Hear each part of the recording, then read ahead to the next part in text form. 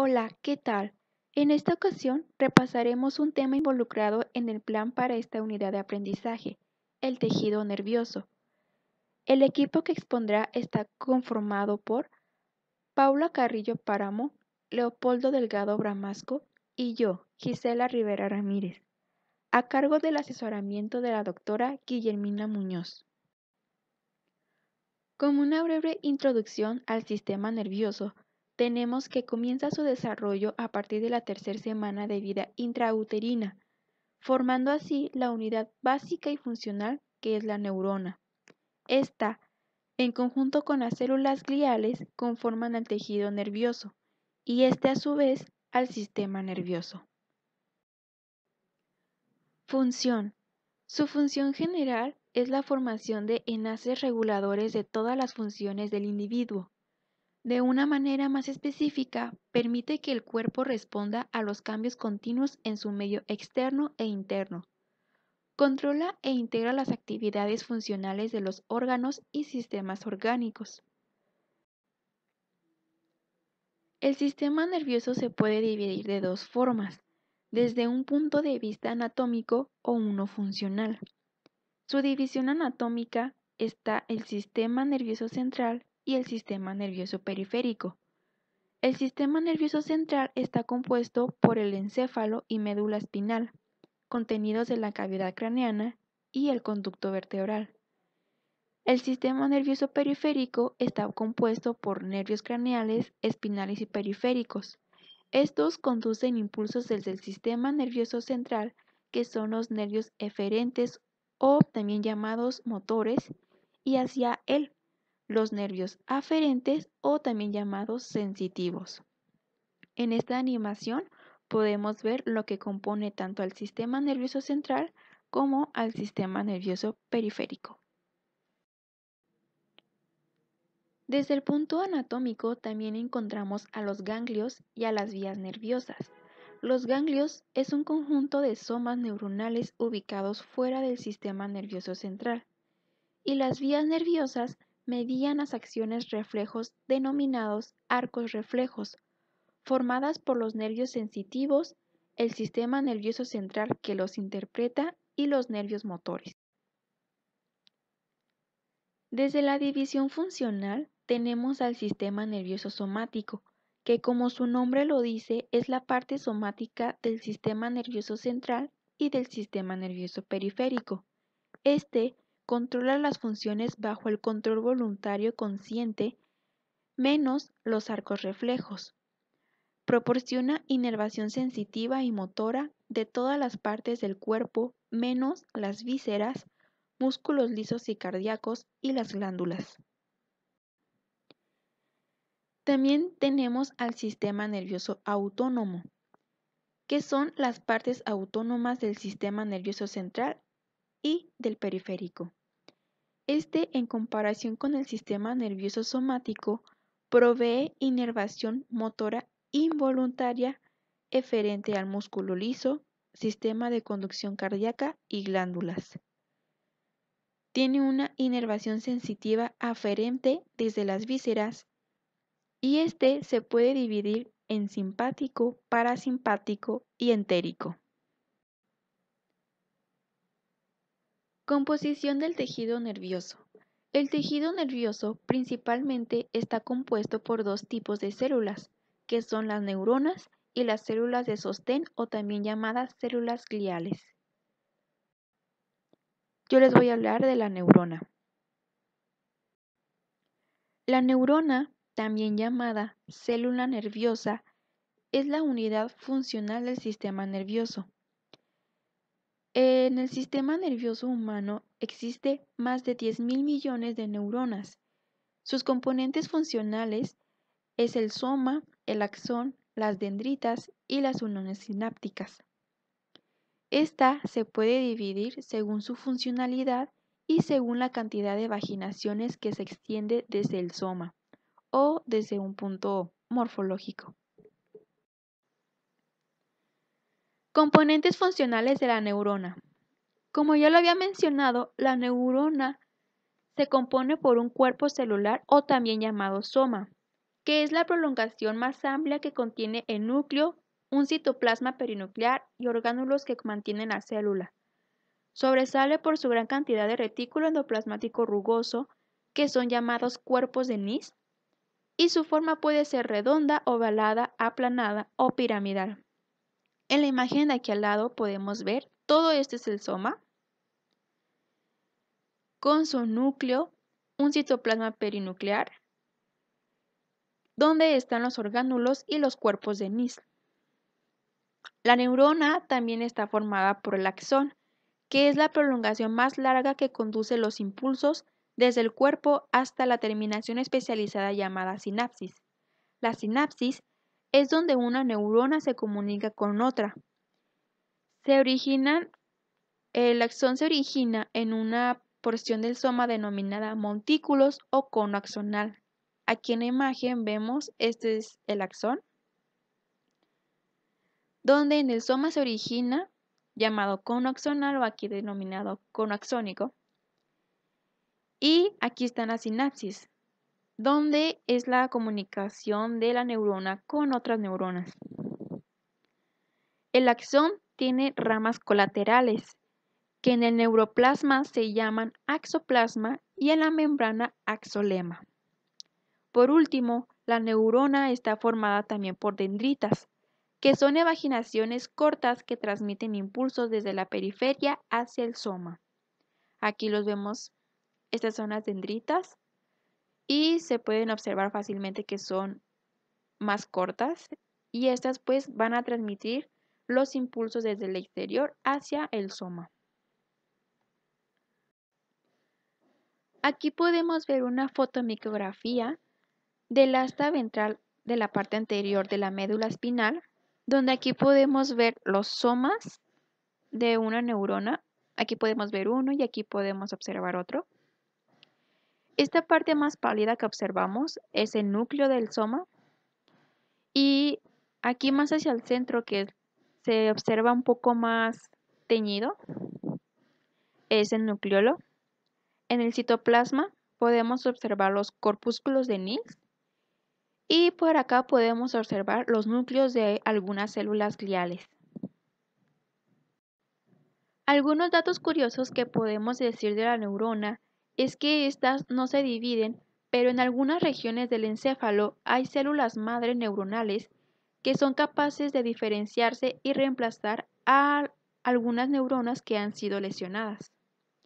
Otro dato es que algunas terminaciones axónicas grandes son capaces de sintetizar proteínas locales que podrían intervenir en los procesos de memoria. Como ya lo había mencionado, la neurona se puede clasificar desde un punto de vista funcional y uno anatómico. En su clasificación funcional tenemos a las neuronas sensitivas, que éstas transmiten impulsos desde los receptores hasta el sistema nervioso central. Sus evaginaciones están incluidas en fibras aferentes somáticas y fibras aferentes viscerales.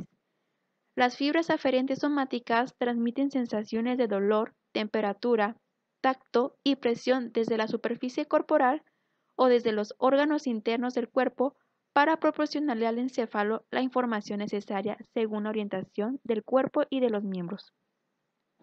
Las fibras aferentes viscerales transmiten impulsos de dolor y otras sensaciones desde los órganos internos, membranas mucosas, glándulas y vasos sanguíneos. También tenemos a las neuronas motoras. Estas transmiten impulsos desde el sistema nervioso central o los ganglios hasta las células efectoras.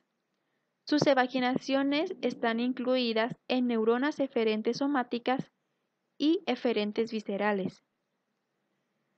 Las neuronas eferentes somáticas transmiten impulsos voluntarios al sistema osteomuscular. En comparación, las neuronas eferentes viscerales transmiten impulsos involuntarios hacia los músculos lisos, células de conducción cardíaca y las glándulas. Por último, en esta clasificación tenemos a las interneuronas.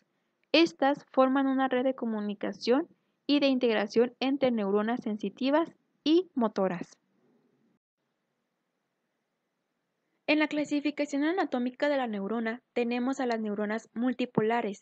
Estas contienen un axón y dos o más dendritas. Sus impulsos van desde la dendrita hasta el soma y de este hacia el axón, o bien desde el cuerpo neuronal hacia el axón. En su función, las dendritas y el soma son las porciones receptoras de la célula y su membrana plasmática está especializada para la generación de impulsos. En la terminación sináptica contienen neurotransmisores que en su liberación a la altura de la sinapsis pueden dañar a otras neuronas, células musculares o células epiteliales glandulares. Las neuronas motoras e interneuronas constituyen en la mayor parte a las neuronas multipolares. También tenemos a las neuronas bipolares. Estas tienen un axón y una dendrita. No son muy frecuentes y suelen estar asociadas con los receptores de los sentidos como el gusto, olfato, oído, vista y equilibrio. Generalmente se encuentran en la retina del ojo y ganglios del nervio craneal 8 o el nervio auditivo. Por último, tenemos a las neuronas pseudounipolares o también llamadas neuronas unipolares. Estas tienen una sola prolongación. El axón se divide cerca del soma en dos ramas axónicas largas. Una se dirige hacia la periferia y la otra hacia el sistema nervioso central. Cada neurona unipolar se desarrolla desde la neurona bipolar a medida de que su axón y su dendrita migran alrededor del soma y se fusionen en una prolongación individual. La mayoría de estas neuronas son neuronas sensitivas, cerca del sistema nervioso central. Aquí podemos observar un diagrama donde nos muestra la clasificación de las neuronas. Nos lo divide principalmente según su funcionalidad. Aquí vemos las motoras, sensitivas y de integración. Y a su vez nos las divide en sus características morfológicas. Cabe destacar que los somas de las neuronas pseudounipolares o unipolares, las bipolares y las autónomas postsinápticas se localizan fuera del sistema nervioso central y las células de Purkinje y las piramidales están restringidas al sistema nervioso central. Ahora les voy a hablar de la sinapsis, que como ya les había mencionado brevemente, las sinapsis son uniones especializadas entre las neuronas que facilitan la transmisión de impulsos desde una neurona hacia otra. La sinapsis se puede clasificar de una manera morfológica, como son las axodendríticas. Estas es entre los axones y las dendritas. En el sistema nervioso central, algunas poseen espinas dendríticas, las cuales son proyecciones dinámicas con filamentos de actina. Su función es de memoria a largo plazo y aprendizaje. En la imagen aquí al lado podemos observar, esta es una axodendrítica y aquí podemos observar la espina dendrítica. También tenemos las axosomáticas, que como su nombre lo dice es entre los axones y el soma neuronal, como aquí en la imagen. Y por último tenemos las axoaxónicas, que son entre los axones y otros axones, como aquí.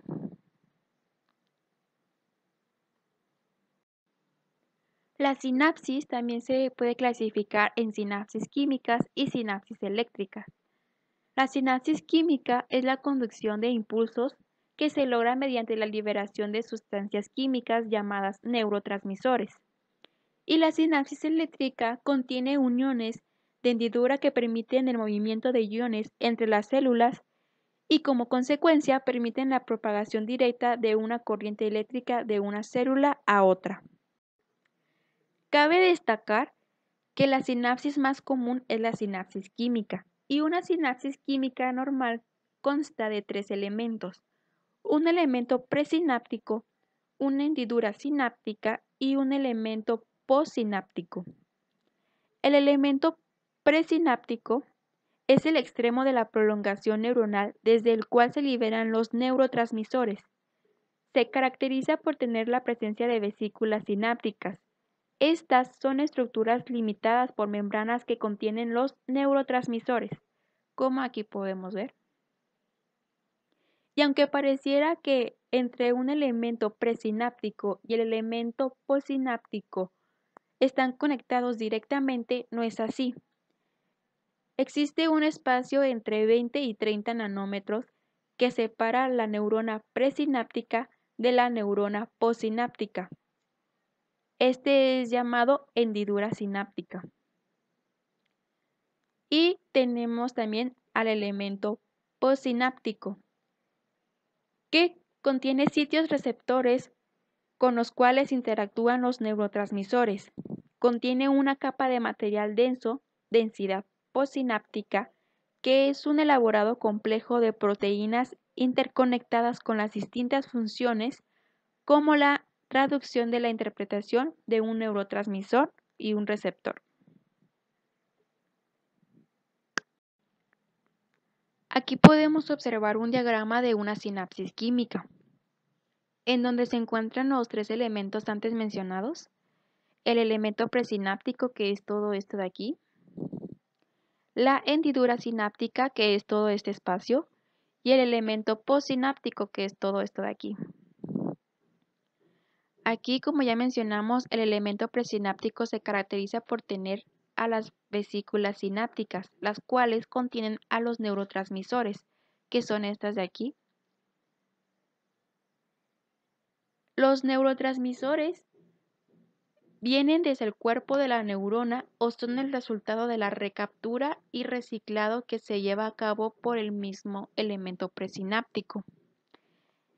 En el elemento postsináptico podemos encontrar estructuras proteicas que contienen sitios en donde se unen al neurotransmisor.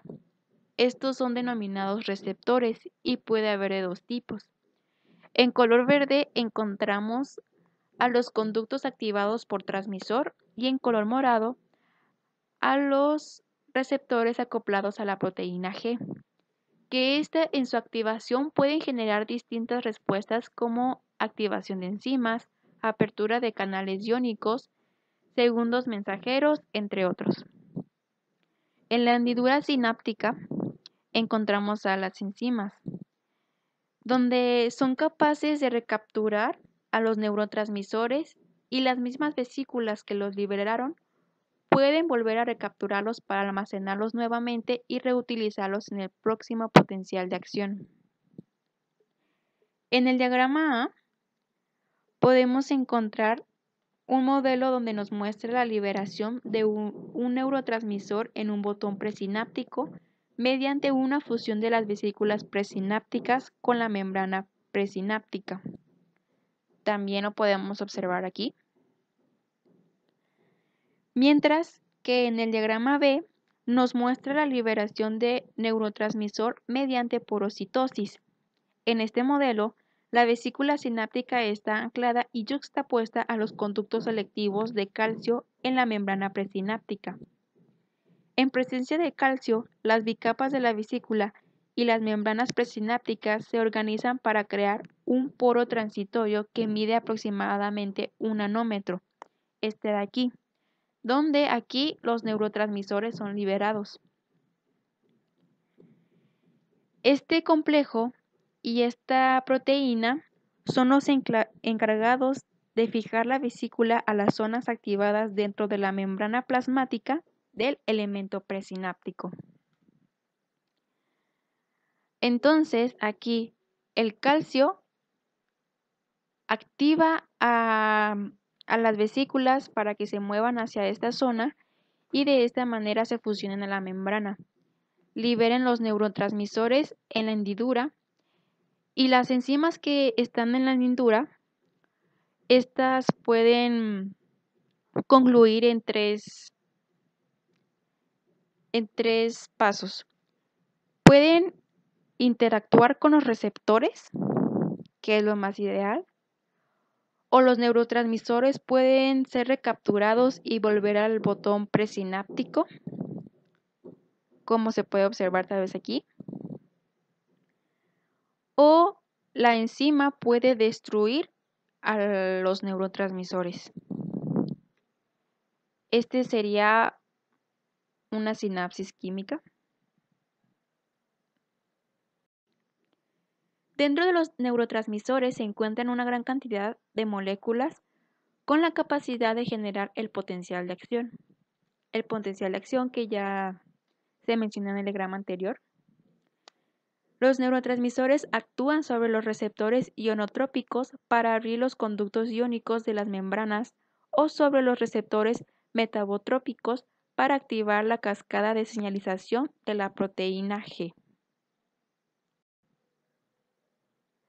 Aquí les puse una tabla donde se clasifican a los neurotransmisores con su localización y su principal función. Por si la quieren leer más detenidamente, yo aquí nada más voy a resaltar el neurotransmisor GABA, que es el principal neurotransmisor inhibitorio cerebral. Aquí vemos su localización en el encéfalo y el más abundante en el mismo. Existe un entretejido muy complejo de prolongaciones dendríticas, axónicas y gliales llamado neuropilo.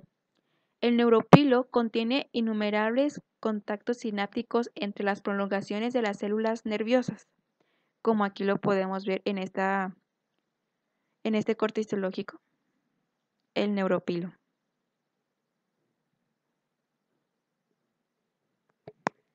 Respuesta de agresión a las neuronas. La lesión neuronal induce una secuencia compleja de acontecimientos denominados degeneración axonal y regeneración nerviosa. En el sistema nervioso central intervienen las neuronas, las células de Schwann, los oligodendrocitos, los macrófagos y la microglía.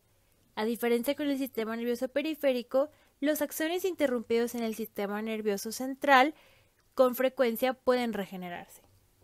Degeneración axonal. La degeneración de un axón distal al sitio de una lesión se denomina degeneración anterógrada o waleriana.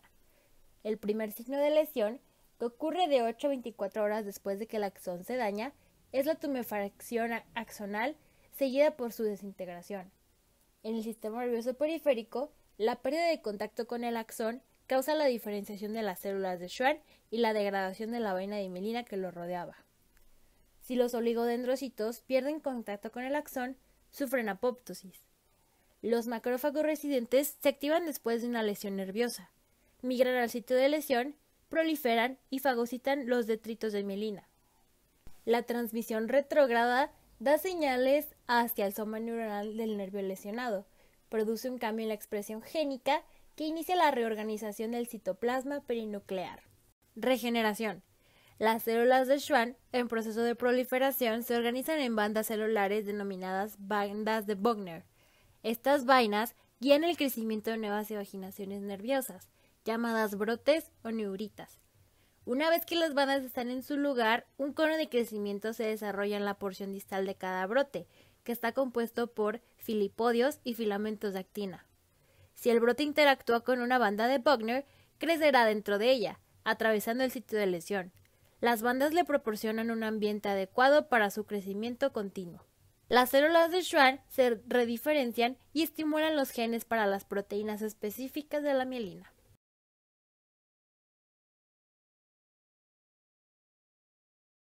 Ahora yo les hablaré un poco sobre la glía.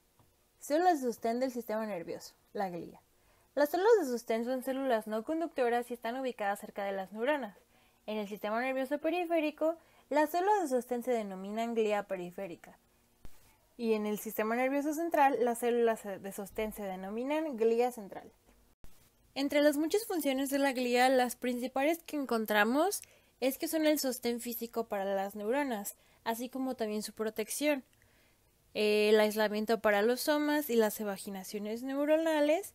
Esto facilita la rápida transmisión de los impulsos nerviosos, la reparación de la función neuronal, regulación del líquido cefalorraquídeo del sistema nervioso central, la eliminación de los neurotransmisores de las hendiduras sinápticas y el intercambio metabólico. Esto sucede entre el sistema vascular y las neuronas del sistema nervioso.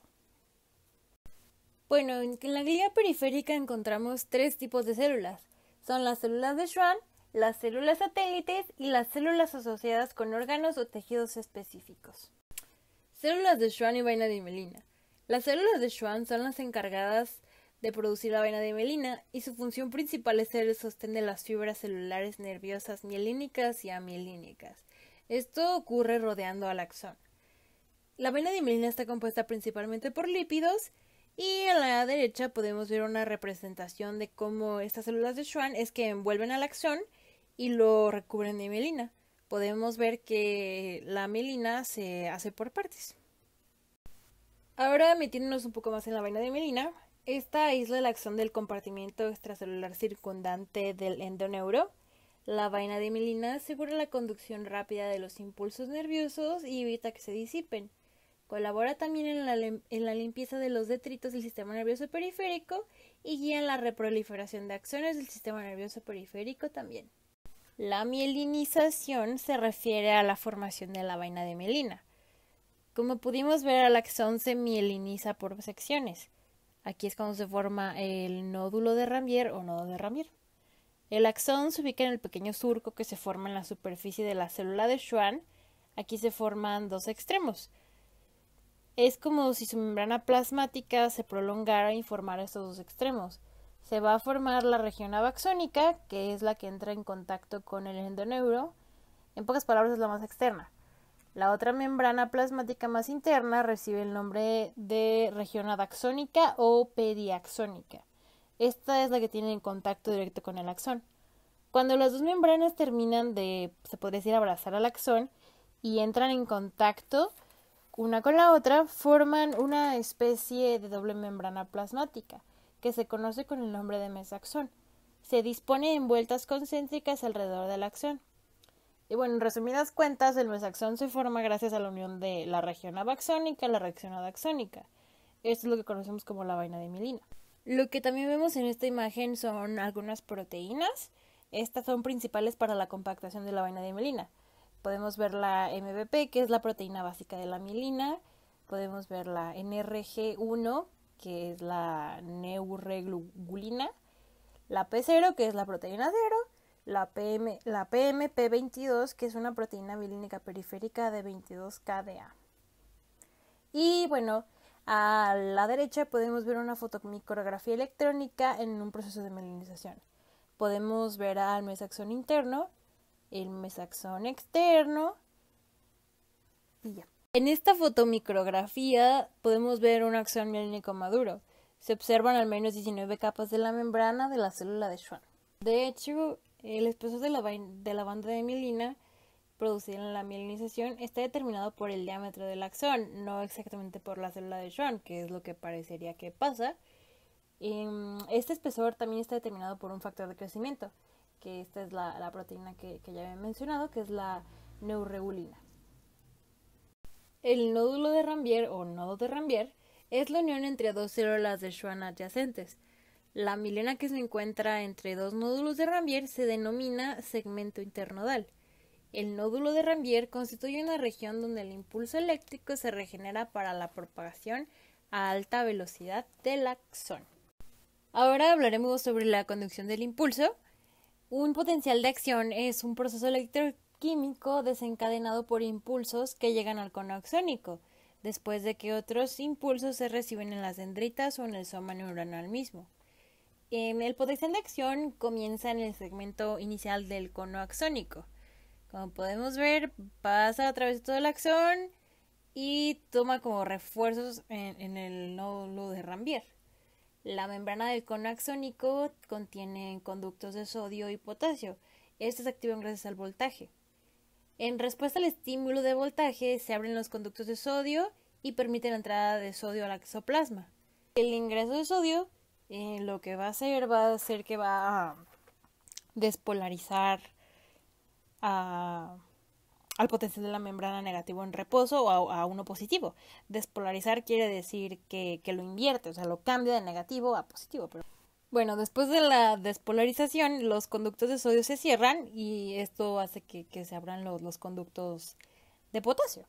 El potasio lo que hace es abandonar al axón y devuelve a la membrana a su potencial de reposo. Gracias a la despolarización, se envía una corriente eléctrica a las porciones vecinas de la membrana no estimulada, o sea, a la otra neurona. Esto hace que se repita el mecanismo. Y bueno, todo esto sucede en menos de una milésima de segundo. Y bueno, la conducción rápida del potencial de acción se atribuye al nodo de Rambier, que es lo que decía hace rato. Los fisiólogos describen al impulso nervioso como si fuera un salto de nódulo a nódulo, como si estuvieran saltando alrededor de la acción. Esto entre cada nodo de Rambier. Por ejemplo, la inversión de voltaje, esto ocurre solamente en los nódulos. Esto debido a que la vaina de mielina que cubre el axón funciona como aislante. En el nódulo de Rambier, el axolema, que está expuesto a líquido extracelular, posee una gran concentración de sodio y potasio. Estos son activados en el voltaje. Es por esto que la inversión del voltaje y del impulso salta a medida que la corriente fluye de un nódulo de Rambier al siguiente. Por ejemplo, en los axones amielínicos, que no tienen vainas de mielina, en menor cantidad, los conductos de sodio y potasio se distribuyen de manera uniforme a lo largo de toda la fibra. Gracias a esto el impulso es conducido con mayor lentitud. El corte histológico que tenemos a la derecha es un corte longitudinal de una fibra nerviosa mielinizada. Esta está en parafina. Los axones amielínicos en el sistema nervioso periférico están envueltos por células de Schwann y sus láminas externas. Las células de Schwann son alargadas y se ubican en paralelo al eje longitudinal de los axones, y los axones se ubican en los surcos de la superficie de la célula. Los surcos de la célula de Schwann pueden formar al mesoaxón o dejar descubierto una porción del axolema del axón. Las células grandes de Schwann pueden tener de 20 o más surcos, cada uno con su propio axón. Y bueno, a la izquierda podemos ver una fotomicrografía de una célula de Schwann envolviendo a diversos axones. Podemos ver también el núcleo de la célula de Schwann, y vemos cómo forma vaginaciones para envolver a cada axón. Como dije, pues no es necesario que los envuelva a todos. También puede ser que una parte del propio axolema del axón esté en contacto con materia extracelular. Las células satélites son unas células pequeñas cúbicas que en conjunto y en una sola capa rodean a los somas neuronales de los ganglios. Estas células contribuyen a establecer un microentorno controlado alrededor del soma neuronal, con lo que proveen aislamiento eléctrico, así como intercambio metabólico. Una cosa similar a las células de Schwann. Estas se podría decir que son análogas a las propias células de Schwann. Y bueno, podemos ver la primera fotografía. Este es un corte longitudinal de un ganglio simpático en parafina. Podemos ver la célula satélite, que es CS. Podemos ver el núcleo, un neutrófilo por aquí sonriente. Y podemos ver lipofucsina en el propio núcleo, el nucleolo y un vaso sanguíneo que se coló por ahí. En la siguiente fotografía podemos ver las flechas que apuntan a los núcleos de la célula satélite, porque pues el método de Mallory-Assange, que es esta tinción, es lo que se puede percibir de la célula satélite. Existen 4 tipos de glea central, que son los astrocitos, los oligodendrocitos, la microglía y los ependimocitos. Cabe destacar que en preparados de rutina no se alcanza a ver la forma en sí de estas células, pero lo que se alcanza a ver son los núcleos, más bien. Si se quisiera llegar a observar la forma en sí de la célula, se deben utilizar algunos otros métodos, como sería la impregnación con metales pesados o inmunocitoquímica. Y bueno, ahora podemos ver en esta fotografía, en este esquema más bien, algunas células de la glía, también como neuronas. Podemos ver astrocitos, el epéndimo, que hablaremos más adelante de eso, oligodendrocitos, algunas velas de mielina. Podemos ver también la membrana limitante glial, la membrana basal, la pia madre, una de las meninges. Y bueno, hablaremos un poquito más a fondo de esto. Ahora hablaré de los astrocitos. Estas son las células gliales más grandes. Algunos astrocitos extienden sus evaginaciones desde los vasos hasta las neuronas. Esto pues para el metabolismo de la propia neurona. En el desarrollo del encéfalo, los astrocitos se extienden a través de esto con el fin para proporcionar un andamiaje para las neuronas migrantes durante el propio desarrollo. Se han identificado dos clases de astrocitos, son los astrocitos protoplasmáticos.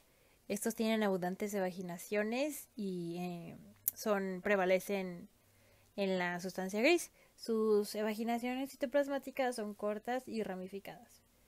También tenemos los astrocitos fibrosos. Son más abundantes en la sustancia blanca y tienen menos evaginaciones y son relativamente rectas. Ambos tipos de astrocitos tienen haces de filamentos intermedios compuestos por una proteína, la ácido fibrilar glial, la GFAP. Estos haces son más abundantes en los astrocitos fibrosos, de ahí su nombre. Un dato curioso es que el 80% de los tumores primarios en el adulto se originan en los astrocitos fibrosos. Estos tumores se los denominan astrocitomas fibrosos. En la membrana plasmática del astrocito contienen abundantes bombas y conductos de potasio.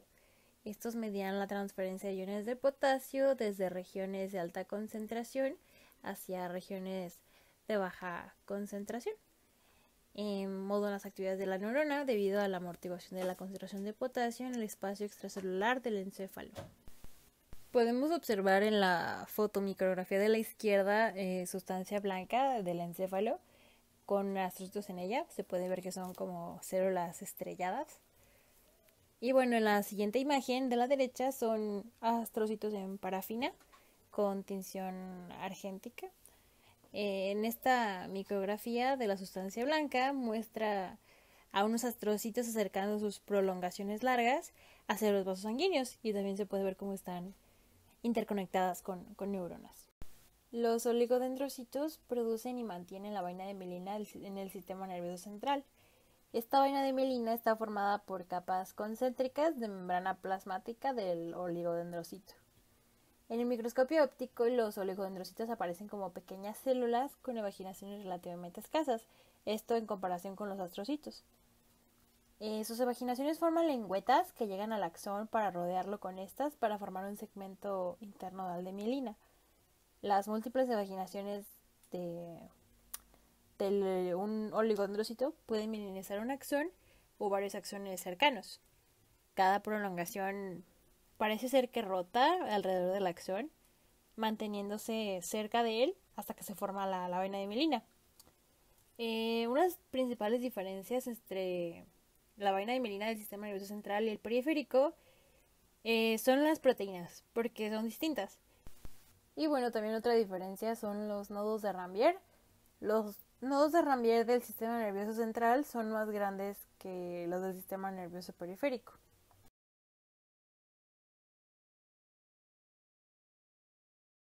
La microglia son células fagocíticas. En el sistema nervioso central del adulto constituyen alrededor del 5% de todas las células de la glía. Son consideradas parte del sistema fagocítico mononuclear. Son las células nucleares más pequeñas y tienen núcleos alargados y relativamente pequeños. Y bueno, podemos ver en el esquema de la A cómo sería su forma.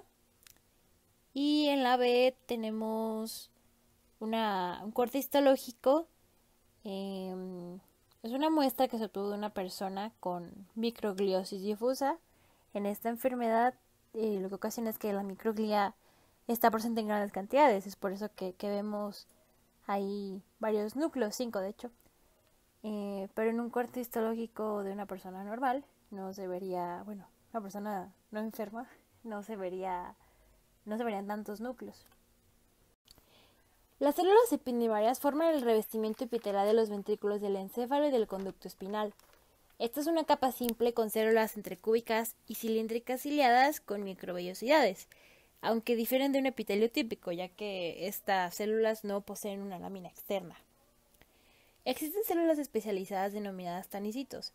están involucrados en el transporte de sustancias de líquidos cefalorraquídeos a la sangre dentro de la circulación portal del hipotálamo.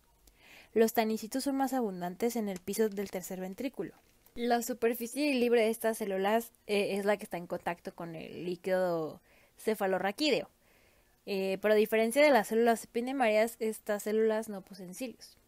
En el sistema ventricular encefálico, este revestimiento sufre una modificación para producir el líquido cefalorraquídeo. En conjunto, las células forman a los plexos coroideos. Ahora en la fotomicrografía de la parte de arriba podemos ver la región central de la médula espinal. La pequeña flecha en la figura A está señalando lo que será el conducto central y en la fotografía B podemos verlo un poquito más de cerca. Aquí ya podemos apreciar mejor a las células ependimarias. A continuación, hablaremos del origen de las células del tejido nervioso, tanto como en sistema nervioso central como en sistema nervioso periférico. En el sistema nervioso central, las neuronas, los oligodendrocitos, los astrocitos y las células ependimarias derivan de las células del tubo neural, esto con excepción de las células microgliales. Después de que las neuronas en desarrollo han migrado hasta sus ubicaciones predestinadas en el tubo neural y se han diferenciado en neuronas maduras, estas ya no se dividen. Sin embargo, en el encéfalo del mamífero adulto, una cantidad muy pequeña que persiste desde el desarrollo embrionario, llamado células madres neurales, conservan la capacidad de dividirse. Los precursores de los oligodendrocitos son células muy migratorias. Estas células parecen compartir un linaje evolutivo con las neuronas motoras, que migran desde su sitio de origen hacia las evaginaciones axónicas en desarrollo, lo que conocemos como tractos, en la sustancia blanca del encéfalo o de la médula espinal. Los precursores, entonces, proliferan en la respuesta a la expresión local de señales mitogénicas. El apareamiento de los oligodendrocitos con los axones se logra a través de una combinación de regulación local de la proliferación, la diferenciación y la apoptosis celular. Los astrocitos también derivan de las células del tubo neural. Durante las etapas embrionaria y postnatal temprana, los astrocitos inmaduros migran hacia la corteza, donde se diferencian y se convierten en astrocitos maduros. Las células ependimarias derivan de la proliferación de células neuroepiteliales que rodean en forma inmediata el conducto del tubo neural en desarrollo.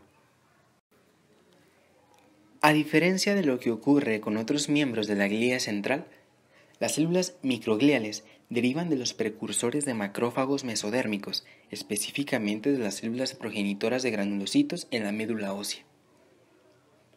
Estas células infiltran el tubo neural en las etapas iniciales de su desarrollo y bajo la influencia de los factores de crecimiento, como el factor 1, estimulante de colonias, producido por las células nerviosas en desarrollo, sufren proliferación y diferenciación en las células ameboides móviles.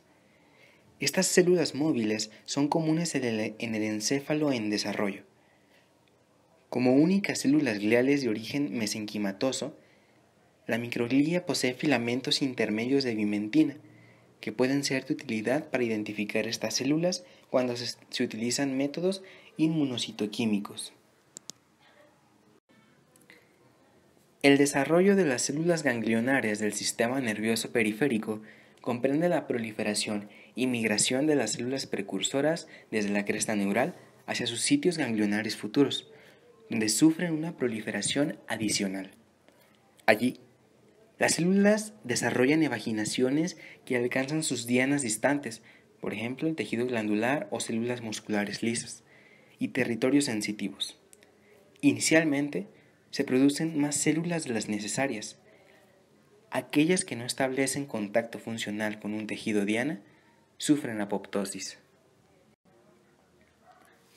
Las células de Schwann también derivan de las células migrantes de la cresta neural, que se asocian con los axones de los nervios embrionarios iniciales. Varios genes se han asociado en el desarrollo de células de Schwann. Para la generación de todos los miembros de la glía periférica a partir de las células de la cresta neural, es necesaria la región determinante sexual del cromosoma Y, de su caja 10. La neuregulina 1, derivada de axones, sustenta los precursores de las células de Schwann, que sufren diferenciación y se dividen a lo largo de las evaginaciones nerviosas en crecimiento. El destino de todas las células de Schwann inmaduras están determinados por las evaginaciones nerviosas con las que establecen contacto inmediato. Las células de Schwann inmaduras que se asocian con los axones de gran diámetro maduran en células de Schwann mielínicas, mientras que aquellas que están asociadas con axones de menor diámetro maduran en células amielínicas. Sistema nervioso central. Organización del sistema nervioso central. El sistema nervioso central está compuesto por el encéfalo, ubicado en la cavidad craneana y también protegido por este, y la médula espinal, ubicada en el conducto vertebral, también protegido por vértebras. El sistema nervioso central, además de estar protegido por estos cuerpos esqueléticos, también está rodeado por 3 membranas denominadas meninges, que hablaremos un poco más adelante de ellas. El encéfalo y la médula flotan en el líquido cefalorraquídeo, que ocupa el espacio entre las 2 capas meninges internas. Bueno, ahora podemos ver esta imagen en lo que se muestra el encéfalo. Se divide en cerebro, cerebelo y en el tronco encefálico. Las meninges son 3 membranas secuenciales de tejido conjuntivo que recubren al encéfalo y a la médula espinal. De adentro hacia afuera son las siguientes. La pía madre es una delicada capa de tejido conjuntivo laxo que está en contacto directo con el encéfalo y la médula espinal. Su superficie interna está revestida por un epitelio escamoso. La aracnoides es una lámina delicada de tejido conjuntivo laxo. Limita con la superficie interna de la dura madre y extiende cordones aracnoideos hacia la pía madre. Los cordones contienen fibroblastos alargados. Este espacio entre los cordones se denomina espacio subaracnoideo. La dura madre es una lámina relativamente gruesa de tejido conjuntivo denso. Por dentro hay espacios recubiertos por endotelio que actúan como conductos principales para la sangre que regresa. Ahora podemos ver un corte histológico de las meninges en hematoxilina y eosina de encéfalo de mono. Podemos ver la DM, dura madre, que es la capa más superficial. Recordemos, tejido conjuntivo denso fibroso. Debajo de ella podemos ver la aracnoides, la AR, que es un tejido conjuntivo más delicado. Podemos ver por ahí una arteria y una vena con las iniciales propias A y V. La pía madre, la más interna y delgada capa. Y también se puede observar el espacio subdural, que es entre la dura madre y la aracnoides. Y bueno, ahora en esta imagen podemos ver un esquema un poquito más representativo y cerrar la imaginación de la sustancia gris, la sustancia blanca, las 3 meninges y demás componentes de la médula espinal. En el cerebro, la sustancia gris forma una cubierta externa o corteza, mientras que la sustancia blanca forma un centro interno o médula. La sustancia gris tiene los somas neuronales, axones, dendritas y células de la glia central, y es el sitio en el que se produce la sinapsis. En un cerebro disecado fresco, esta corteza tiene un color gris, de ahí su nombre. Esta sustancia también se encuentran islotes, denominados núcleos. Estos se encuentran más bien en la profundidad del cerebro y cerebelo. La sustancia blanca, por su parte, contiene axones de neuronas, además de las células gliales y vasos sanguíneos asociados. Los axones preparados frescos tienen un aspecto blanquecino, también de ahí su nombre. La médula espinal conecta la periferia del cuerpo con el encéfalo y sirve como órgano de los reflejos para los miembros y el tronco. A distancias regulares por delante salen raicillas motoras y por atrás raicillas sensoriales. Las raicillas contiguas se agrupan y forman intervalos de 1 a 2 centímetros con una raíz ventral o anterior y una raíz dorsal o posterior. Las raicillas de un segmento de la médula espinal se dirigen juntas hacia un agujero intervertebral y allí forman lo que sería el nervio espinal. Por la agrupación de las raicillas en las raíces en toda la médula espinal se subdivide en segmentos. Además, en concordancia con la altura de la salida de los nervios espinales, se distinguen 4 regiones: cervical, torácica, lumbar y sacra. Ambos lados de la médula están unidos entre sí por un puente de sustancia gris que recibe el nombre de comisura gris. En su interior se encuentra el conducto central. Recordemos que está tapizado por una capa simple de tipo epitelial, pero no epitelio, formada por células ependimarias en forma cúbica o cilíndrica, y en su superficie apical poseen microvellosidades y cilios. Alrededor del conducto central se encuentra la sustancia gelatinosa central, que está compuesta principalmente por células neurológicas. En este corte histológico de la izquierda podemos ver una vista panorámica de la sustancia gris con forma de alas o también de mariposa.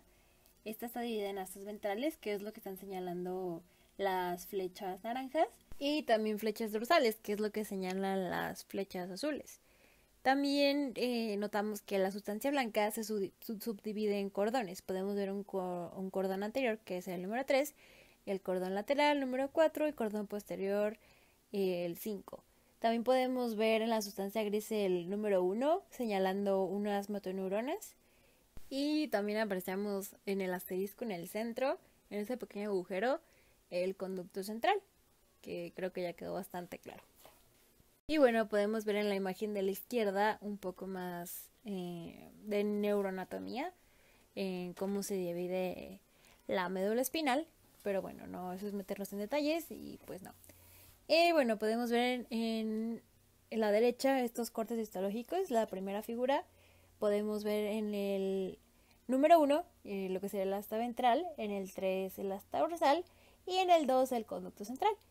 Y en la imagen más a la derecha podemos ver más de cerca el conducto central, que podemos notar que está rodeado por una sustancia gelatinosa central, es la que tiene el aspecto un poquito más claro.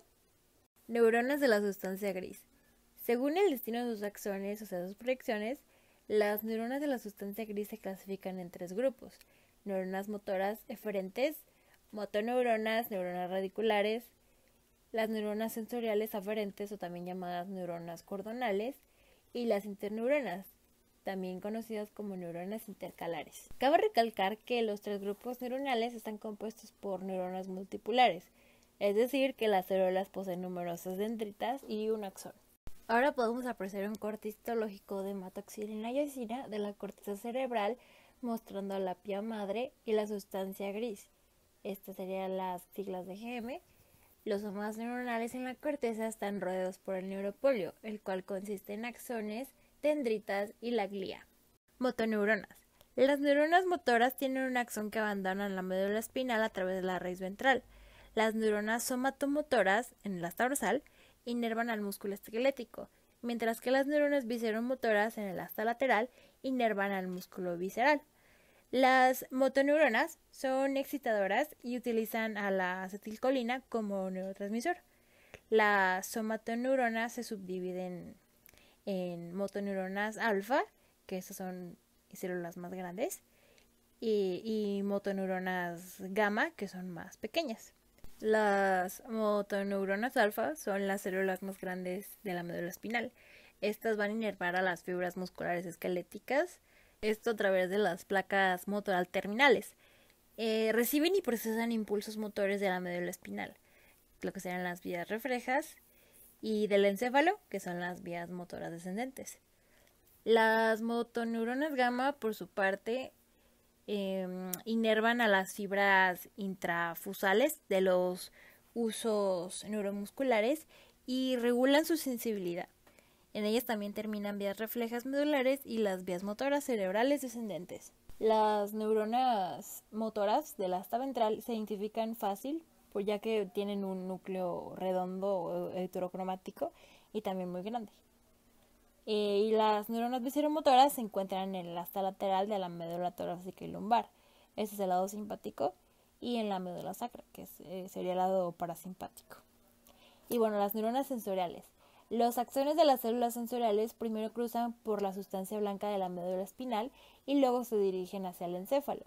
Sus somas se encuentran en los núcleos del asta dorsal.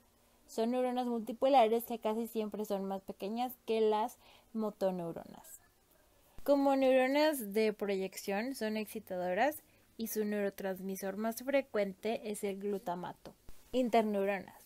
Son células nerviosas que conectan entre sí las neuronas ubicadas a distancias cortas.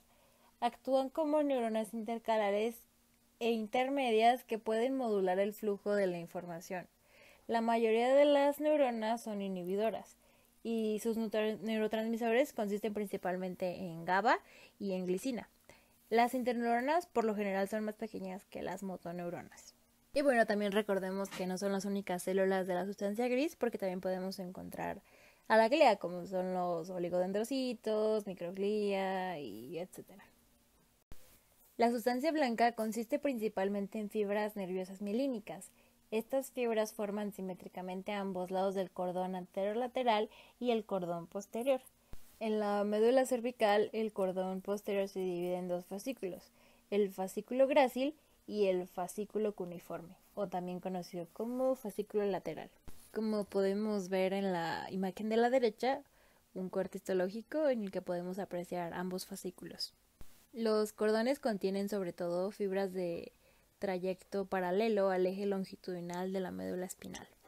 Y bueno, en comparación con los cordones, en la comisura blanca se encuentran fibras transversales, es decir, fibras que cruzan de un lado a otro, fibras comisurales. La comisura blanca está justo delante de la comisura gris, el puente de sustancia gris que une ambas mitades de la médula espinal. Función de conexión. Aquí los somas neuronales de los axones de la sustancia blanca se encuentran en el encéfalo o en la médula espinal. Los axones con somas neuronales en el encéfalo son descendentes. Los que tienen el soma neuronal en la médula son ascendentes. Los axones descendentes conducen estímulos desde el encéfalo hacia la médula espinal. Por su lado, los ascendentes lo hacen a la inversa. De este modo, el encéfalo establece una conexión recíproca con la médula espinal y por ende con la perífera corporal. Esto es lo que se le llama función de conexión de la médula espinal. Aparato propio. Hay axones cuyos somas neuronales están en la médula espinal y ascienden o descienden hacia otros segmentos medulares. Estos axones transcurren en los fascículos propios, que es una lámina de la sustancia blanca que está situada directamente contra la sustancia gris. En ellos, los axones son de interneuronas o neuronas sensoriales que, mediante esas conexiones, posibilitan reflejos complejos. Bueno, dado que estos reflejos son una función propia de la médula, no hay necesidad del encéfalo. Esto se considera como un aparato propio de la médula espinal. Cortes transversales de la médula espinal. La organización de las sustancias gris y blanca en la médula cervical, torácica, lumbar y sacra muestran diferencias en lo que se refiere a la extensión, el contorno y la estructura interna. Las astas ventrales y dorsales son más grandes en los segmentos en que se encuentran los somas neuronales para la inervación de los miembros. Estos son la intumescencia cervical, que se encarga de la inervación de los miembros superiores, y la intumescencia lumbrosacra, esta se encarga de la inervación de los miembros inferiores. En la médula cervical alta, las astas ventrales al principio son relativamente angostas, pero en la intumescencia cervical se tornan grandes y anchas, mientras que las astas dorsales se mantienen delgadas. Y bueno, a la izquierda tenemos un corte transversal de médula cervical. Podemos ver la sustancia gris con un tono más claro y en la sustancia blanca oscura, ya que esto se tiñó con una técnica paramielina. Podemos ver la fisura media anterior marcado por el asterisco, el tabique medio posterior con esas dos pequeñas flechas y sí, podemos notar también las astas ventrales un poquito más anchas y las dorsales un poco más delgadas. La médula torácica posee una sustancia de corte transversal grácil con astas ventrales y dorsales delgadas, casi verticales, así como las astas laterales obvias, en las cuales se encuentran los somas neuronales visceromotores del sistema simpático. Podemos ver un corte transversal de una médula torácica alta, aunque aquí la forma parece ser un poco asimétrica. Podemos notar el asta lateral con la flecha, la sustancia gris se ve como un color rosa, un poquito más claro, y la sustancia blanca aparece con un color azul grisáceo o morado, ya que se tiñó con una técnica paramielina de igual manera. En la médula lumbar alta, las astas ventrales y dorsales al principio se parecen a las de la médula torácica. Aquí también hay asta lateral. En la médula lumbar baja, en particular a la altura de la intumescencia lumbosacra, las astas ventrales y dorsales son gruesas y el asta lateral ha desaparecido.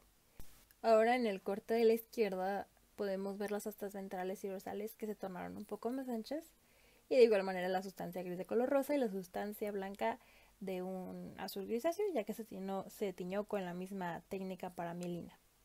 En la médula sacra, que es relativamente pequeña, las astas ventrales y dorsales engrosadas están ampliamente unidas y ofrecen espacio para las neuronas parasimpáticas del asta lateral.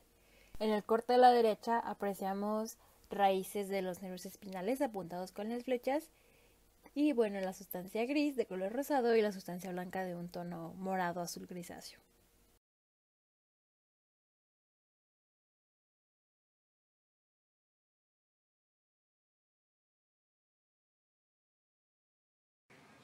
El cerebro es un órgano que centraliza la actividad del sistema nervioso y existe en la mayor parte de los animales.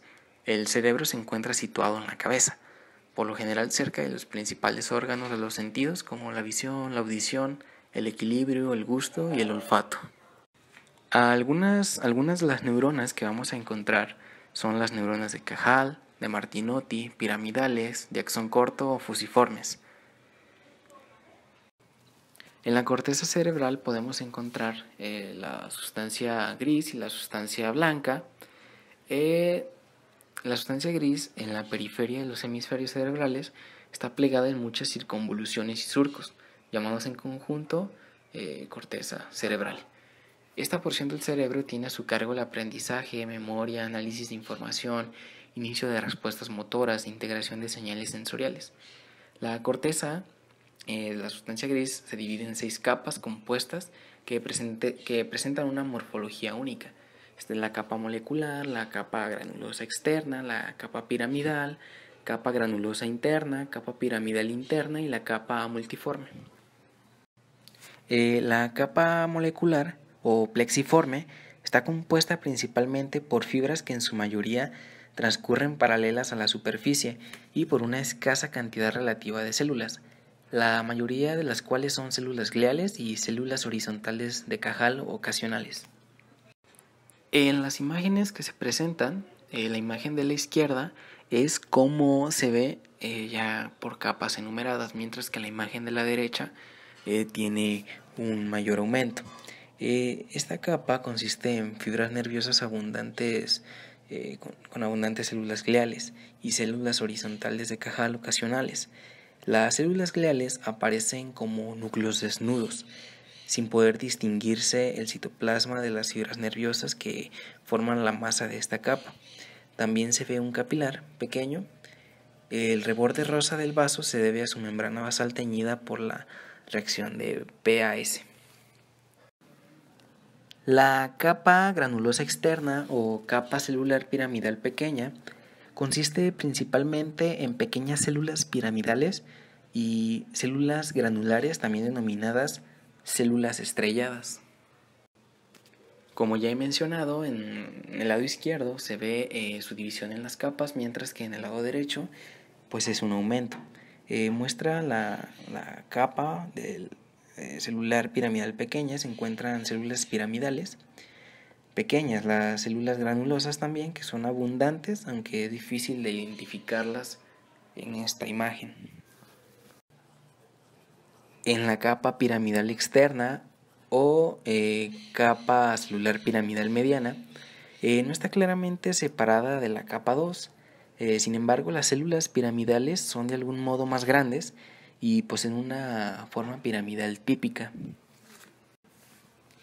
En la capa granulosa interna o capa granulosa se caracteriza por la presencia de muchas células granulares pequeñas, que son llamadas células estrelladas. En la imagen con el aumento podemos ver muchas de las células que son neuronas granulosas, aunque también abundan las células gliales. La fotomicrografía también revela algunos capilares. La capa piramidal interna contiene células piramidales que en muchas partes del cerebro son más pequeñas que las neuronas piramidales de la capa 3, pero en el área motora son muy grandes y se conocen como neuronas gigantopiramidales de Betz. En la capa multiforme o capa de células polimórficas Contienen células de configuraciones diversas, muchas con forma de uso que en consecuencia reciben el nombre de neuronas fusiformes. También posee células piramidales, neuronas granulosas y neuronas de Martinotti. En la fotomicrografía de la derecha, que tiene mayor aumento, podemos ver cómo hay células piramidales que se reconocen con facilidad. Otros tipos celulares presentes, como ya he mencionado, incluyen las células fusiformes, las células granulosas y las células de Martinotti. En la fotomicrografía ya describimos las primeras 6 capas, mientras que la sustancia blanca es la que trae las letras W y M. Aquí podemos observar los pequeños núcleos ondeados que pertenecen a las células de la glía. Como en la corteza, el citoplasma de la célula no puede distinguirse, por lo tanto aparecen como núcleos desnudos en el lecho de las evaginaciones nerviosas. El neurópilo es esencialmente un conjunto compacto de fibras nerviosas y células gliales. La sustancia blanca se conforma en particular con fibras nerviosas mielinizadas junto con algunas fibras no mielinizadas de axones y de células neurogliales. Entre ellas están los oligodendrocitos, astrocitos de morfología heterogénea, microgliocitos, ependimocitos. En estas imágenes podemos apreciar la sustancia gris y la sustancia blanca. Precisamente por el tono nos damos cuenta cuál es la sustancia gris y cuál es la sustancia blanca. El líquido cefalorraquídeo se produce por el plexo coroideo, que lo elabora a un ritmo de unos 14 a 36 milímetros por hora. Circula a través de los ventrículos del cerebro, espacio subaracnoideo, espacio perivascular y conducto central de la médula espinal. Es importante para la actividad metabólica del sistema nervioso central porque los metabolitos cerebrales se difunden al líquido cefalorraquídeo a su paso a través del espacio subaracnoideo. En la imagen podemos apreciar cómo las flechas indican el recorrido del líquido cefalorraquídeo, mientras que en la imagen de la derecha cómo es la forma en la que corre en la médula espinal. La barrera hematoencefálica es un sistema de protección contra la entrada de sustancias extrañas formada por células endoteliales que recubren los capilares del cerebro. La barrera hematoencefálica posee propiedades únicas. Estos vasos del sistema nervioso central en realidad son vasos continuos que no tienen agujeros de permeabilidad, pero también contienen una serie de propiedades adicionales que les permiten regular estrechamente el flujo de moléculas, iones y células entre la sangre y el sistema nervioso central. Esta capacidad de barrera altamente restrictiva permite a las células controlar la homeostasis del sistema nervioso central, que es fundamental para permitir la función neuronal, así como proteger el sistema nervioso central de toxinas, patógenos, inflamación, lesiones y enfermedades. La barrera hematoencefálica es una barrera selectivamente permeable, ya que permite el paso de moléculas pequeñas como iones o agua. Sin embargo, no permite el paso de moléculas grandes como las proteínas. La barrera hematoencefálica separa el cerebro de la sangre, evitando cambios bruscos en concentración de sustancias como potasio, aminoácidos u hormonas. La barrera es ineficaz o inexistente en los sitios ubicados a lo largo del tercer y del cuarto ventrículo del encéfalo, los que se denominan en conjunto órganos periventriculares. Barrera hematorraquídea. La barrera hematorraquídea se establece entre la sangre y el líquido cefalorraquídeo, precisamente en los plexos coroideos. Su control no está en el vaso sanguíneo, ya que en los plexos coroideos estos vasos también son fenestrados, al igual que en los del resto del cuerpo. La barrera se establece debido a la estructura especial de las células que envuelven a los capilares sanguíneos de los plexos, es decir, a las uniones estrechas.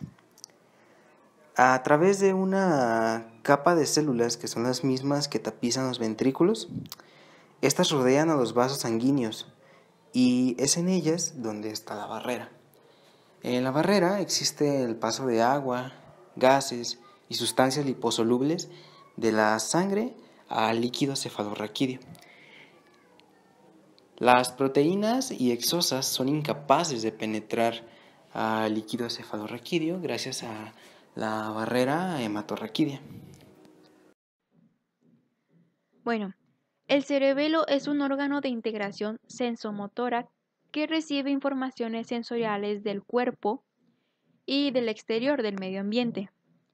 Este está apoyado sobre una superficie dorsal del tronco del encéfalo, unido a él por medio de péndulos. El cerebelo procesa o elabora información simultáneo con el cerebro. La corteza cerebelosa recibe informaciones desde el cerebro, informaciones sobre el movimiento, desde el tronco encefálico, informaciones de equilibrio, y desde la médula espinal, informaciones sobre la posición de articulaciones y tensión muscular. El cerebelo regula la coordinación de movimientos corporales e influye sobre el tono muscular. Desde un punto de vista histológico, consiste en una corteza relativamente delgada y un centro medular de sustancia blanca. La corteza está compuesta por 3 capas: una capa molecular, una capa de células de Purkinje y una capa granulosa. Aquí podemos observar un corte histológico del cerebelo, donde en el número 1 podemos observar la capa molecular, que es todo esto. Con las flechitas en negro podemos observar la capa de células de Purkinje, que es una capa muy delgada entre la capa molecular y la capa granulosa. Esa es la capa granulosa con el número 2, con una tinción más fuerte. Y con el número 3 encontramos lo que es la sustancia blanca. Toda está aquí. Esta sustancia.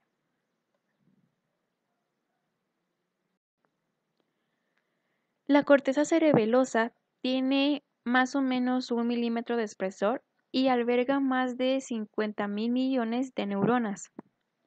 Debido a las conexiones con otras regiones del encéfalo, en la corteza cerebelosa se distinguen el vestíbulo cerebelo, que es la conexión con los órganos del equilibrio.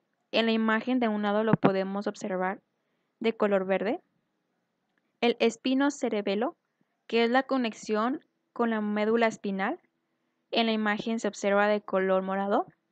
Y el cerebelo, que es la conexión con el cerebro, y lo podemos observar de color azul.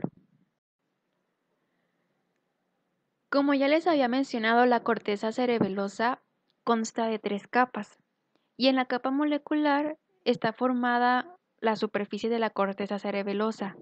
En ella transcurren las dendritas, que son muy ramificadas, de las células de Purkinje. Además, aquí también se encuentran las células de las cestas, que alcanzan con sus ramificaciones axónicas a los somas de las células de Purkinje. Y las células estrelladas se llaman así debido al patrón de ramificación estrellado de su árbol dendrítico. Con su axón alcanzan las dendritas de las células de Purkinje. Y aquí también podemos encontrar células de la neuroglía. En esta fotomicrografía podemos encontrar, estos son los somas de las células de Purkinje, con sus dendritas que son muy ramificadas, y ya hacia acá vendría siendo la capa granulosa.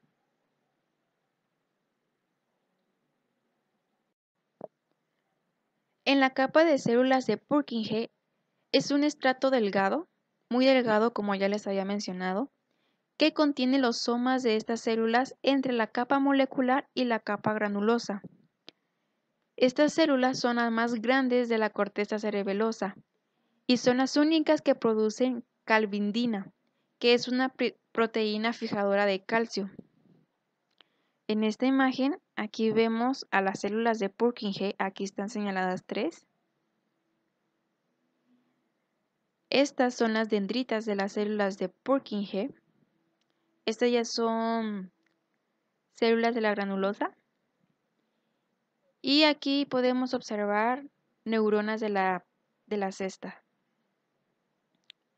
El árbol dendrítico es una característica morfológica muy particular de las células de Purkinje. Comienza con una dendrita principal que se dirige hacia la superficie del cerebelo. Luego se ramifica, pero no se distribuye uniformemente. Es así como recibe su nombre del árbol dendrítico.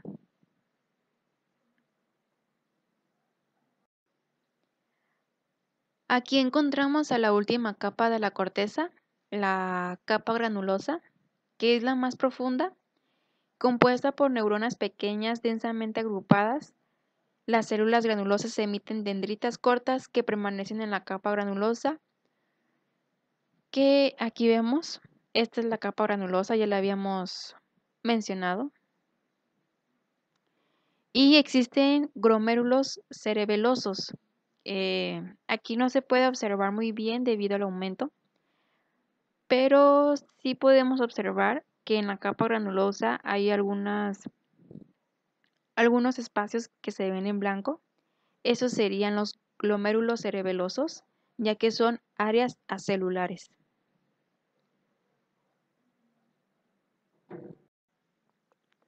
La capa granulosa consta de 5 células. Los oligodendrocitos, que son células pequeñas con prolongaciones relativamente escasas emitidas a manera de lengüetas, que éstas llegan hasta los axones. Los astrocitos, que pueden ser protoplasmáticos o fibrosos. Los microgliocitos, que son células conspicuas con núcleos alargados pequeños y heterochromáticos. Los ependimiocitos, que son células cilíndricas y cúbicas dispuestas en una sola capa. Su superficie posee cilios y microvellosidades, y en la parte basal posee pliegues que se interdigitan con las prolongaciones de los astrocitos y revisten los ventrículos del encéfalo y el conducto central de la médula espinal. Por último están las células de Golgi, que sus dendritas se ramifican en la capa molecular y sus axones terminan dividiéndose en ramas que se hacen sinapsis con las dendritas de las células granulosas. Por último, lo que compone al cerebelo es la sustancia blanca, que es subyacente a la capa granulosa de la corteza y está compuesta sobre todo por fibras mielínicas y células de la neuroglía asociadas y vasos sanguíneos. En este corte histológico podemos ver, está subyacente a la capa de la granulosa. La sustancia blanca vendría siendo toda esta parte que se ve más pálida, más hacia adentro. Y bueno, nuevamente aquí tenemos la capa granulosa, una delgada capa de células de Purkinje y la capa molecular.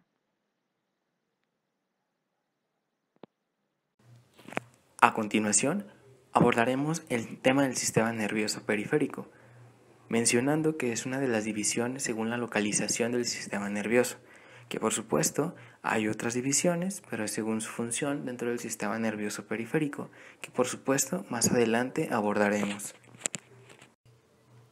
El sistema nervioso periférico está formado por todos los nervios que contienen terminaciones nerviosas especializadas que por supuesto se encuentran fuera del sistema nervioso central. El sistema nervioso periférico se delimita con el sistema nervioso central a partir de unos milímetros más adelante de los agujeros de conjunción de las vértebras. Es aquí donde podemos diferenciar del sistema nervioso central y sistema nervioso periférico, del que a continuación vamos a hablar. Los nervios del sistema nervioso periférico están compuestos por muchas fibras nerviosas que transportan información sensitiva y motora entre los distintos órganos y tejidos del cuerpo, y el encéfalo y la médula espinal. El término de fibra nerviosa se utiliza de diferentes maneras, por lo que puede resultar un poco confuso. Puede referirse al axón con todas sus cubiertas, es decir, mielina y células de Schwann, o puede hacer alusión solamente al axón. También se utiliza para designar cualquier prolongación de una neurona, ya sea dendrita o axón, en especial si la información disponible es insuficiente para identificar la prolongación como una u otro. Los somas de los nervios periféricos pueden ubicarse dentro del sistema nervioso central o fuera de él en los ganglios periféricos. Los ganglios contienen cúmulos de somas neuronales y de fibras nerviosas entrantes o salientes. Los somas en los ganglios de la raíz dorsal, así como los ganglios de los nervios craneales, pertenecen a las neuronas sensitivas. Los somas en los ganglios paravertebrales, prevertebrales y terminales pertenecen a las neuronas motoras postsinápticas del sistema nervioso autónomo, que más adelante se describirá. Los somas de las neuronas motoras que inervan el sistema músculo-esquelético se ubican en el encéfalo, en el tronco encefálico y en la médula espinal. Los axones abandonan el sistema nervioso central y transcurren en los nervios periféricos hacia el sistema músculo-esquelético, el cual inervan. Una sola neurona transmite impulsos desde el sistema nervioso central hacia el órgano efector. En el sistema sensitivo, una sola neurona conecta el receptor a través de los ganglios sensitivos con la médula espinal o el tronco encefálico. Los ganglios sensitivos están ubicados en las raíces dorsales de los nervios espinales y en asociación con los componentes sensitivos de los nervios craneales quinto, séptimo, octavo, noveno y décimo. Ya que hemos estado hablando bastante de los ganglios nerviosos, conozcámoslo. En la siguiente fotomicrografía encontramos en la imagen de la izquierda el ganglio nervioso, precisamente, que está rodeado por un tejido conjuntivo denso y irregular. Las letras correspondientes NF son de fibras nerviosas, mientras que las flechas apuntan a los somas neuronales. En la imagen de la derecha encontramos que las flechas apuntan hacia la célula satélite. La mayor parte de un nervio periférico está compuesta por fibras nerviosas y sus células de sostén, las células de Schwann. Las fibras nerviosas individuales y sus células de Schwann se mantienen juntas por el tejido conjuntivo organizado en 3 componentes distintos, cada uno con características morfológicas y funciones específicas. Endoneuro, que comprende el tejido conectivo laxo alrededor de cada fibra nerviosa individual. Perineuro, que comprende el tejido conjuntivo especializado alrededor de cada fascículo nervioso. Epineuro, que comprende el tejido conjuntivo denso y regular que rodea todo un nervio periférico y llena los espacios entre los fascículos nerviosos. En la siguiente imagen podemos encontrar estas distintas proporciones según corresponde al epineuro, al perineuro y al endoneuro respectivamente. Ahora hablaremos del endoneuro, el cual contiene fibroblastos. Sin embargo, además de estos, algunas células que constituyen al tejido conjuntivo son los mastocitos y macrófagos. En general, la mayoría de los núcleos de los cortes transversales pertenecen a las células de Schwann. El porcentaje restante corresponde a células, por ejemplo, las células endoteliales de los capilares, macrófagos y los mastocitos.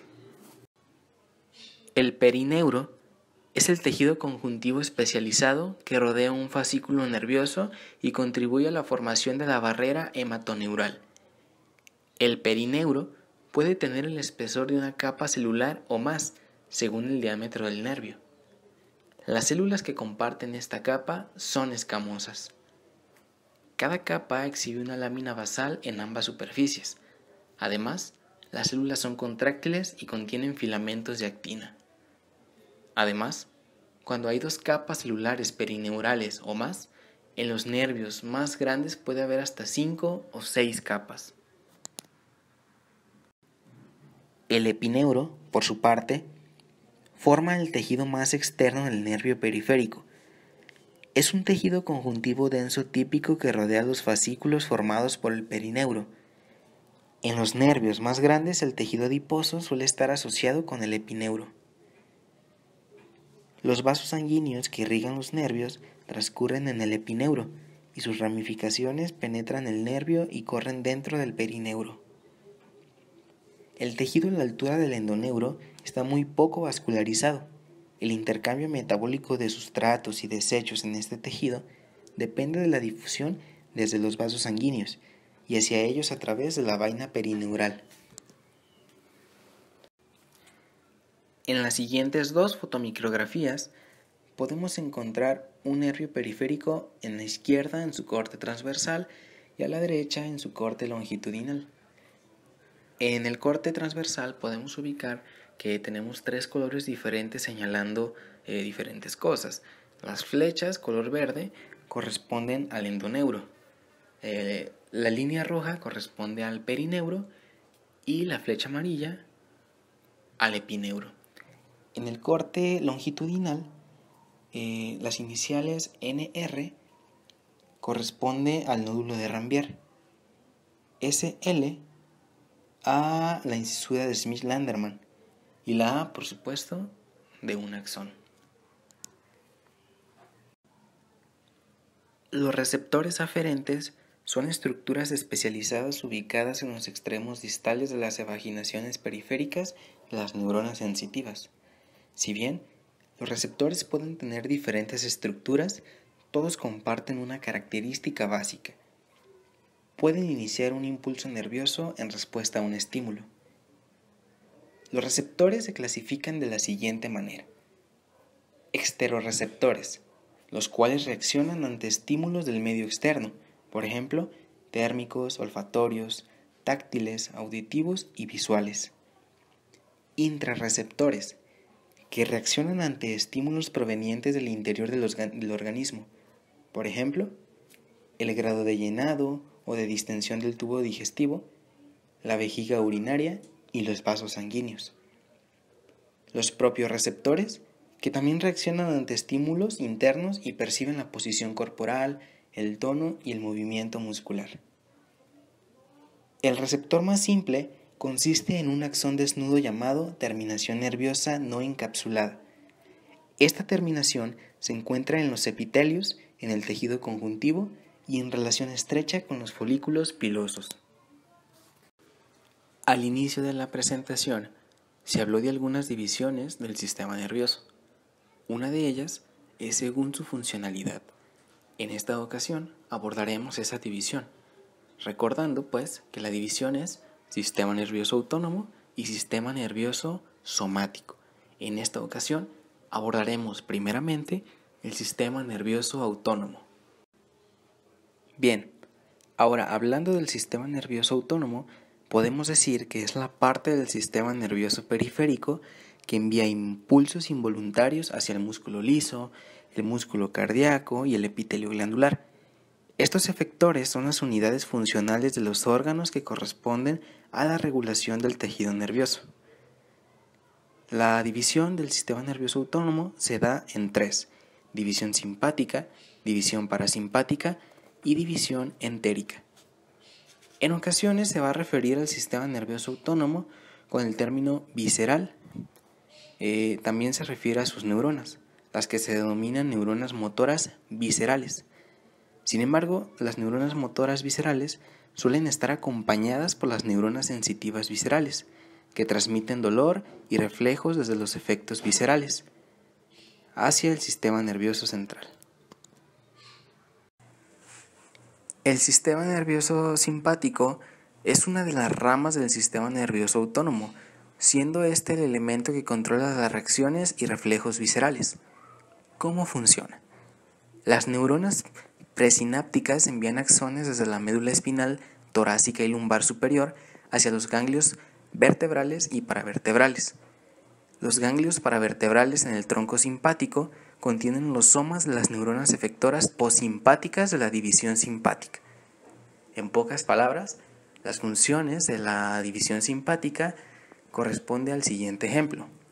Vas caminando por la calle y sale un perro ladrando.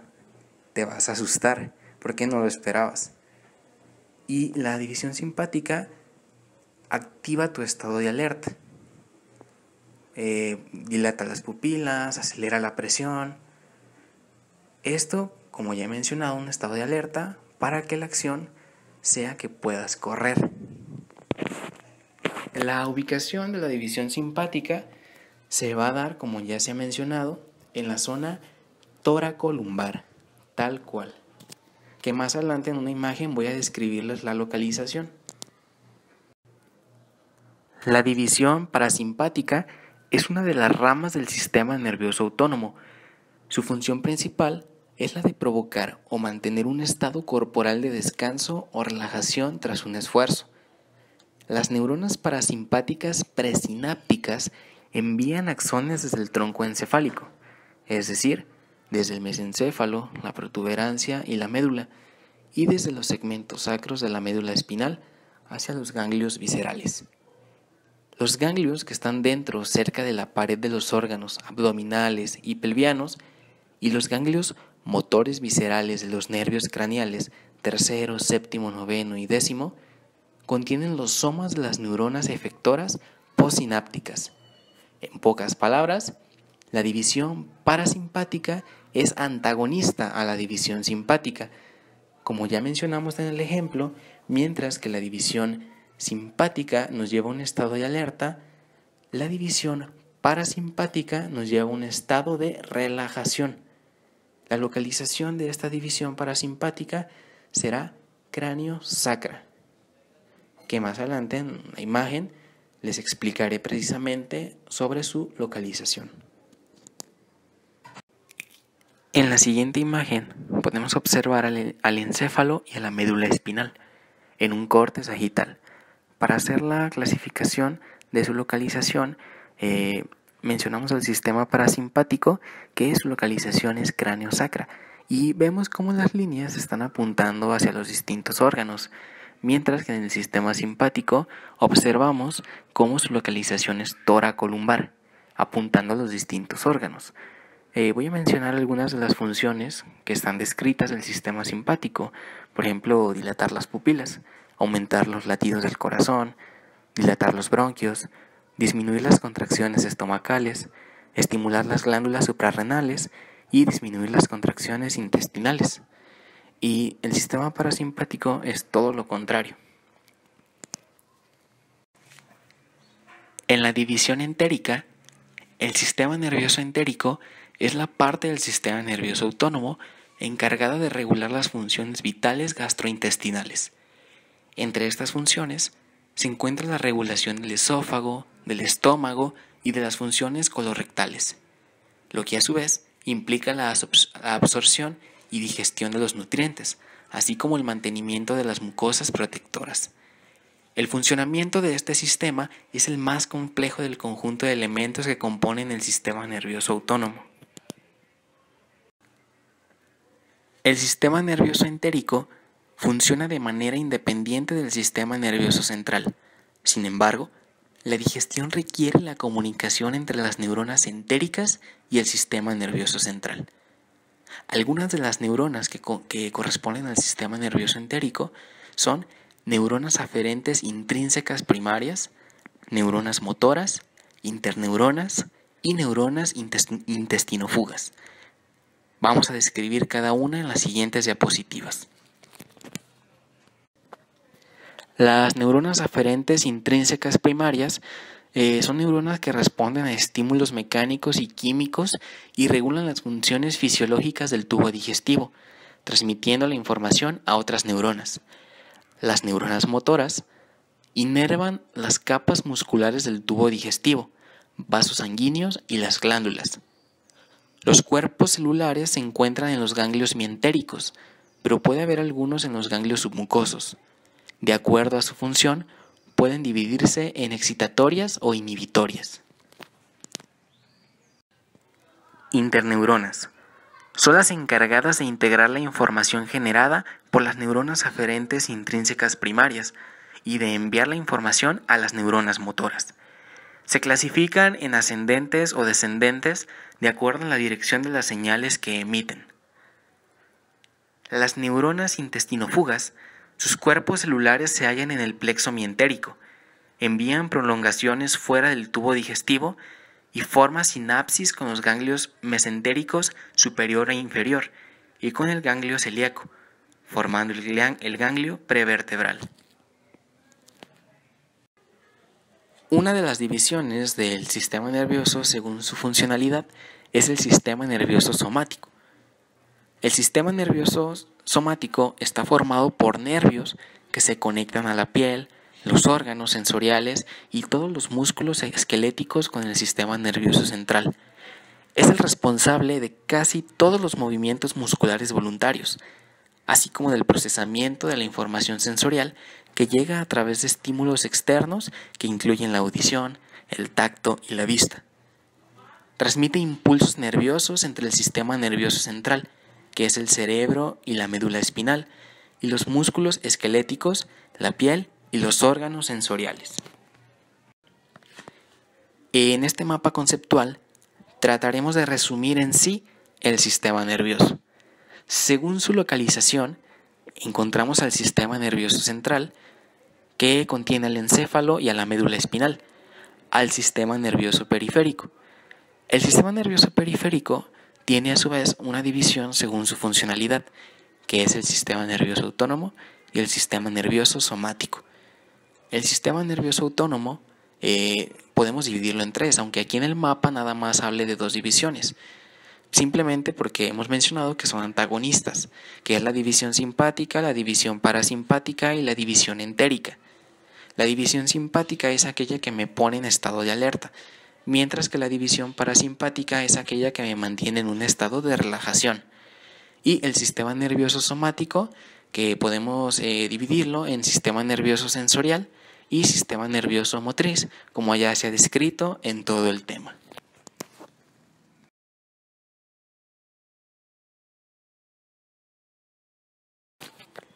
El Alzheimer se trata de un cuadro de inicio en la edad adulta que deteriora de forma progresiva e irreversible las funciones cognitivas, con especial predilección por la memoria a corto plazo, y se relaciona con el acúmulo de beta-amiloide y tau hiperfosforilada en el cerebro.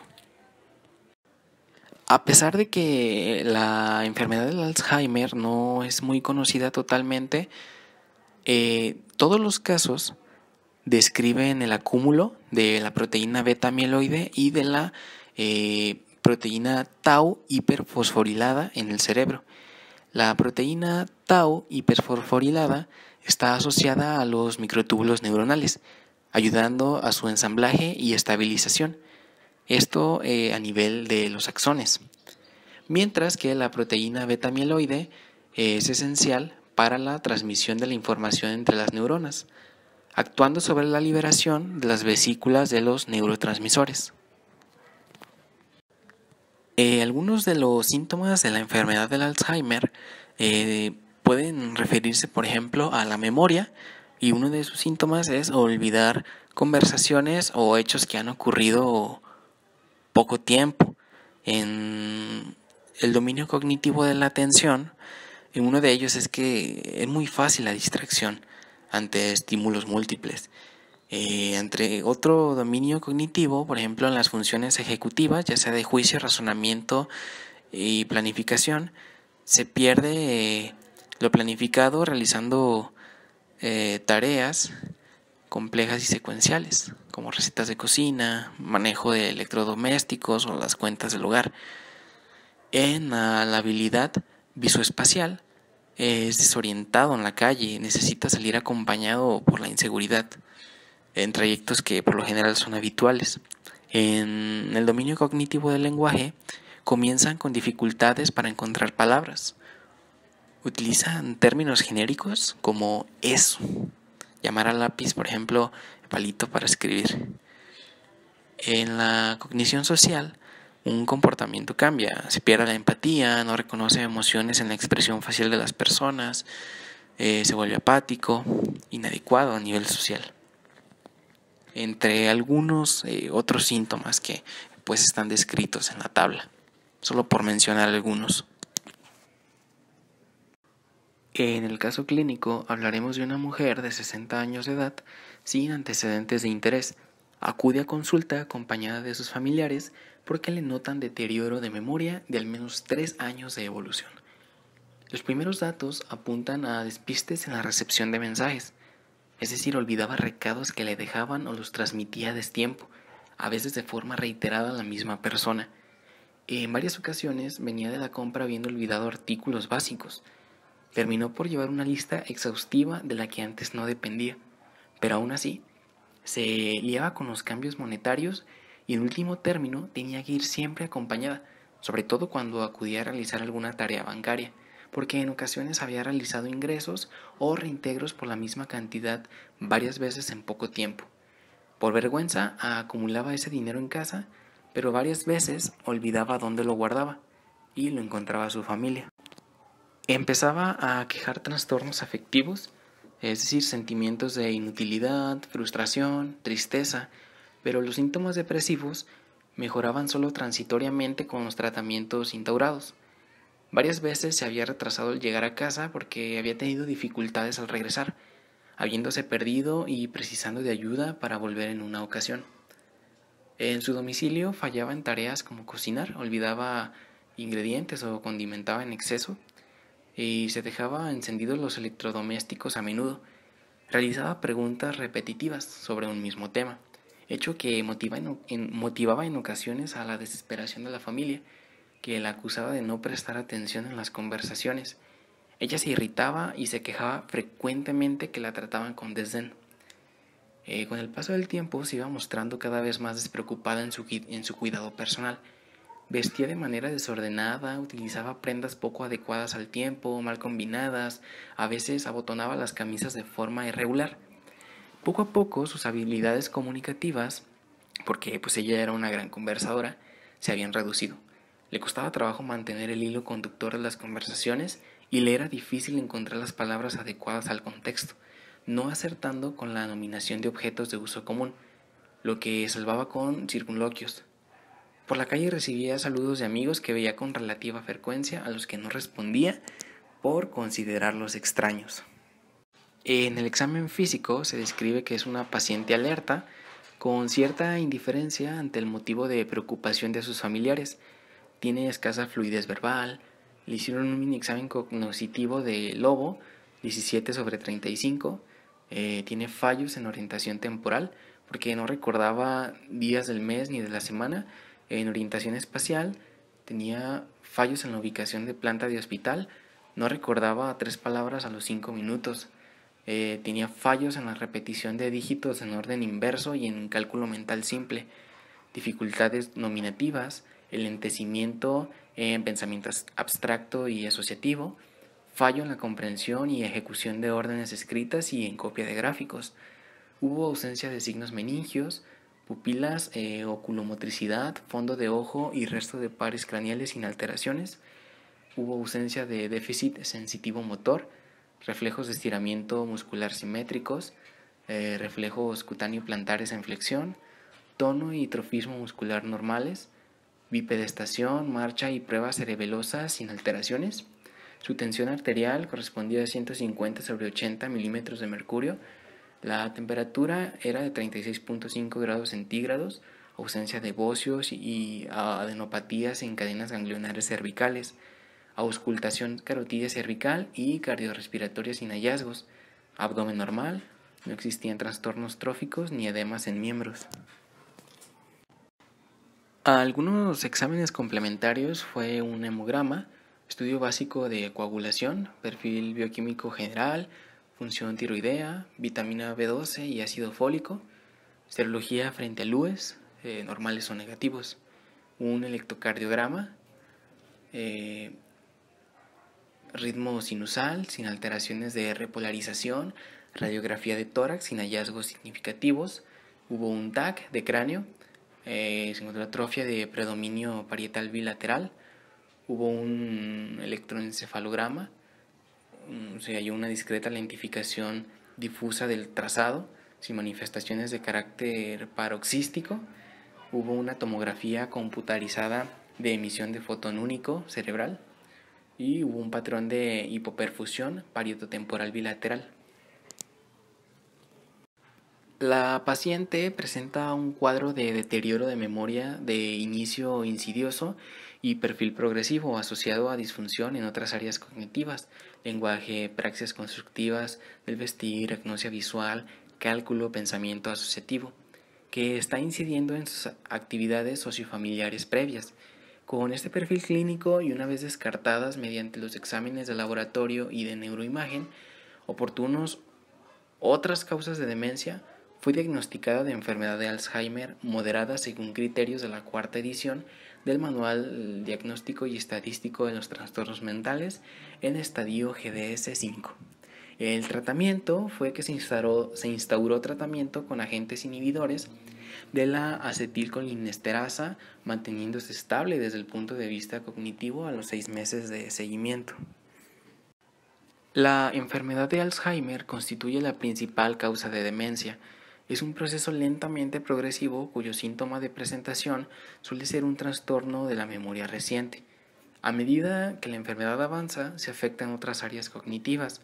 Es frecuente encontrar, sobre todo en fases avanzadas, trastornos conductuales como agitación, delirios, ansiedad y alucinaciones. Clásicamente se ha situado a la enfermedad de Alzheimer como paradigma de las demencias corticales, considerándose definitorio o típico de la misma asociación de un síndrome afaso-apraxo agnósico.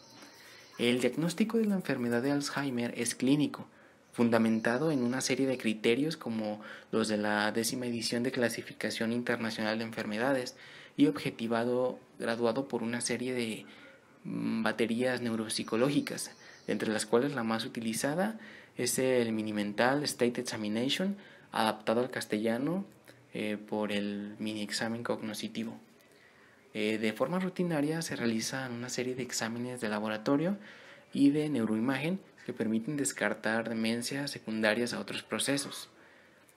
La tomografía computadorizada de emisión de fotón único permite evidenciar un patrón de hipoperfusión parietotemporal bilateral característico.